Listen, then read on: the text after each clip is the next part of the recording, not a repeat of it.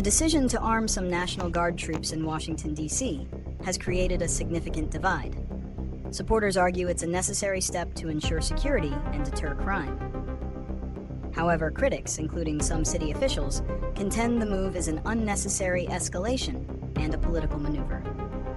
There's a debate over the actual state of crime in the city, with the administration claiming a crime wave, while local data shows a decline. The presence of armed troops, often seen in tourist areas, has sparked protests and raised concerns about the militarization of the capital.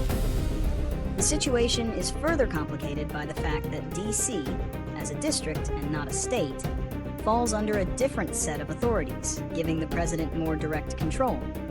This deployment, and the possibility of similar actions in other cities, has intensified the national conversation about the role of the military in domestic affairs. The main justification provided for arming the National Guard in D.C.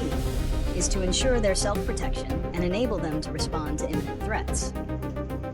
While initially deployed unarmed for roles like patrols and traffic control, the recent order by Defense Secretary Pete Hegseth is framed as a necessary measure for their safety, as they assist local law enforcement.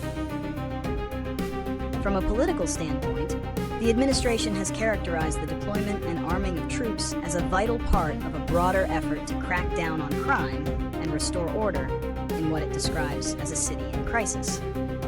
Critics, however, argue that the move is an unnecessary and politically motivated show of force, citing data that suggests a decline in violent crime in D.C., and raising concerns about the potential for escalating tensions and intimidating the civilian population. The most immediate consequence of arming the National Guard is a heightened sense of tension and unease among the public. The sight of armed troops, particularly in a city where such a presence is not common, can be intimidating and may deter people from normal activities. Critics argue this militarization could erode trust between residents and law enforcement. Politically, the move has deepened the divide between the administration and local D.C. government. The mayor and other officials have expressed frustration over a decision they did not request and see as an overreach of federal power. This action also sets a precedent for the potential use of armed National Guard units in other U.S. cities, raising broader questions about federalism and the appropriate role of the military in domestic law enforcement. Possible solutions to the current situation involve a de-escalation of the military presence and a shift toward alternative crime-fighting strategies.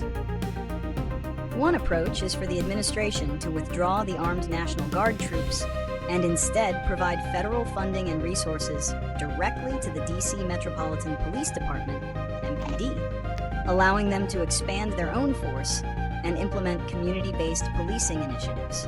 Another solution could involve a compromise where the National Guard's role is strictly limited to support functions, such as traffic control or administrative tasks, with no direct contact with the public and no firearms.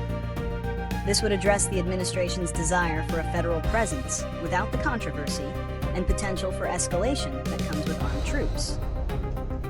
Ultimately, long-term solutions require a collaborative effort between federal and local authorities focused on addressing the root causes of crime through social programs and economic opportunity.